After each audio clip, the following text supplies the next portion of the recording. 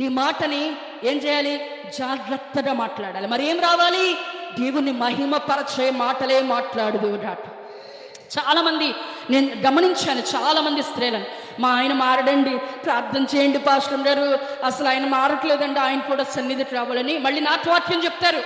ఏమనంటే, మరి యెహోషువ చెప్పాడు కదండి, నేను నా ఇంటి వారిని యెహోవాను సేవించదమని, మేము కూడా మా ఇంటికి 10 దేవుడి మందిరంలో ఉండాలని ప్రార్థన చేయండి అండి అని చెప్తారు.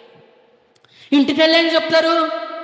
ఈరోజు మరి మాంసం కూర వండారు కానీ నా దాకా రాలేదు, నాకు వేయలేదు, ఈరోజు నాకు మొట్టలు సరిగ్గా వేయలేదు, ఆయన అట్ట చేశాడు, నన్ను చూసి నా మొహం చూసి పాస్టర్ గారు వందనాలు చెప్పకుండా లోపలికి వెళ్ళిపోయింది. ఇట్లాంటి మాటలు చెప్తారు వెళ్ళి భర్తలతో. ఆయన ఏమంటాడంటే, అందుకే ఆ మందిరానికి వెళ్ళొద్దంటుంది నిన్ను అంటాడు. అర్థమైందా? ఇట్లా జీవితంలో మారడు, జీవితంలో దేవుడి మందిరానికి రాడు. నువ్వు మాట్లాడే ఒక్క మాటను బట్టి ఆయన నరకానికి త్రోసివేసిన దానికి అవుతున్నావు. నీ మాటల ద్వారా అనేక మంది రక్షణలో చేర్చబడుదురుగాక, అనేక మంది సంఘములో చేర్చబడుదురుగాక. మంచి వారుగా ఉండాలంటే ఎలా ఉండాలంట? మంచి మాటలు మాట్లాడాలి.